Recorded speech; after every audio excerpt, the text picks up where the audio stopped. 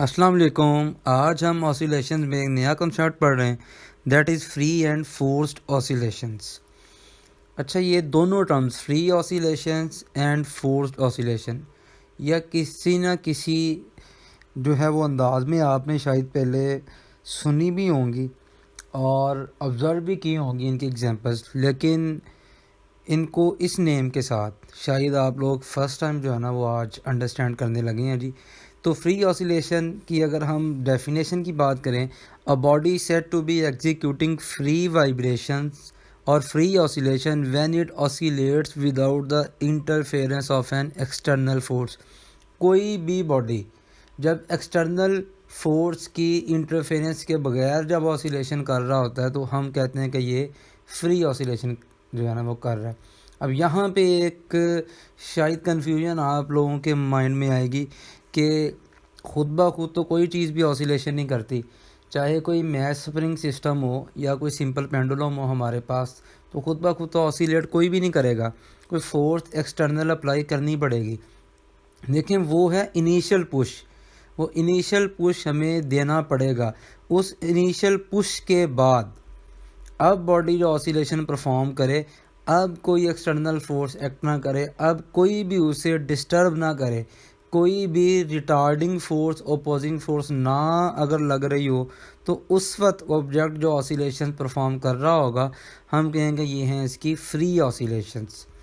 और उस वक्त ऑब्जेक्ट की या किसी भी ऑसिलेटर की जो फ्रीक्वेंसी होती है हम कहते हैं ये है इसकी नेचुरल फ्रीक्वेंसी। एग्जांपल है जी, कोई सिंपल पेंडुलम है, जब इसे हमने मीन पोजीशन से डिस्प्लेस किया तो उस वक्त जब वो ऑसिलेशन परफॉर्म करता है तो हम कहते हैं कि ये फ्री ऑसिलेशंस हैं। और इसकी जो फ्रीक्वेंसी होती है इसको हम कहेंगे ये इसकी नेचुरल फ्रीक्वेंसी है। और ये फ्रीक्वेंसी जो है वो इसके फार्मूला से F=1/2πg/L स्क्वायर रूट से फाइंड की जा सकती है। हमें सिर्फ पेंडुलम की लेंथ चाहिए तो हम उसकी फ्रीक्वेंसी फाइंड जो है ना वो आराम से कर सकते हैं। तो ये जब इस फ्रीक्वेंसी के साथ कोई पेंडुलम ऑसिलेशन परफॉर्म करेगा तो हम कहेंगे ये फ्री ऑसिलेशंस हैं।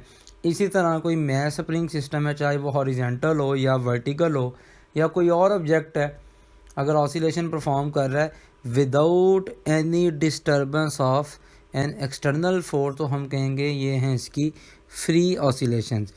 अब इसका जो ऑपोजिट है दैट इज़ फोर्स्ड ऑसिलेशन, और ये बात आपको समझ में आ रही होगी कि ये अब उसका उलट चलेगा। If an oscillating system is subject to an external periodic force then forced vibration will take place.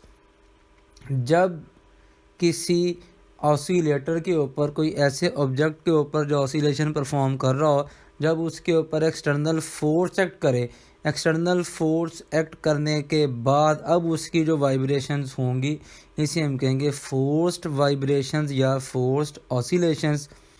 अब इसे ऐसा क्यों कहेंगे, क्योंकि अब इसकी जो फ्री वाली जो नेचर थी वो डिस्टर्ब हो चुकी है।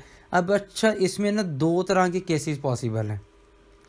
ये भी चीज़ पॉसिबल है कि फोर्स अप्लाई करने के बाद फोर्स ऐसी हो जो कि ऑब्जेक्ट की मोशन को अपोज कर रही हो, तो उसका एम्पलीट्यूड डिक्रीज़ होना शुरू हो जाए। हमारे पास ये केस भी आएगा और ये हमारे पास केस होगा डैम्पिंग का।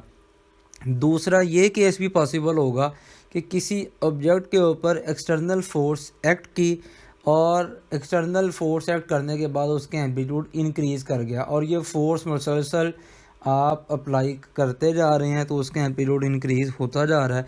तो ये हमारे पास जो केस आएगा, इसका जो स्पेशल केस आएगा वो हमारे पास आएगा रेजोनेंस। ये दोनों कॉन्सेप्ट्स हमने आगे देखने हैं। तो अभी तक के लिए फोर्स्ड ऑसिलेशन, किसी भी ऑब्जेक्ट की ऑसिलेशन उस वक्त होंगी जब उसके ऊपर कोई एक्सटर्नल फोर्स एक्ट कर रही होगी, तो उस एक्सटर्नल फोर्स के एक्ट करने की वजह से उसकी जो फ्रीक्वेंसी होगी वो डिस्टर्ब हो गई होगी, तो हम कहेंगे ये है इसकी फोर्स्ड ऑसिलेशंस। एक और एग्जांपल है जी, हम सारे एक गाड़ी में बैठे हैं जी, या एक बाइक है जी उस पर बैठे हैं, जब बाइक किसी जो है वो खड्डे में लगी या कोई जंप है जी उसके ऊपर से जब गुजरी, तो अब क्या है, जब जर्क आया जर्क आने के बाद अब वो गाड़ी ऑसिलेट करती है। वो गाड़ी जब ऑसिलेट करेगी तो हम उसके अंदर बैठे हैं तो हम सब भी ऑसिलेट करेंगे, तो उस वक्त हमारी जो वाइब्रेशन होंगी वो होंगी हमारी फोर्स्ड वाइब्रेशंस। अच्छा, कोई भी ऑब्जेक्ट जो फोर्स्ड वाइब्रेशन परफॉर्म कर रहा होगा उसे हम कहते हैं जी ड्रिवन हार्मोनिक ऑसिलेटर। ये टर्म भी आपने याद रखनी है कि कोई भी ऑब्जेक्ट, कोई भी ऑसिलेटर जो फोर्स्ड वाइब्रेशन परफॉर्म कर रहा होगा उसे हम बोलेंगे ड्रिवन हार्मोनिक ऑसिलेटर। तो उम्मीद है जी कि ये टर्म्स आपने अंडरस्टैंड कर ली होंगी। इंशाल्लाह इसी की एक्सटेंशन में हमने एक दो टॉपिक्स और पढ़ने हैं। Till then wait for the next video.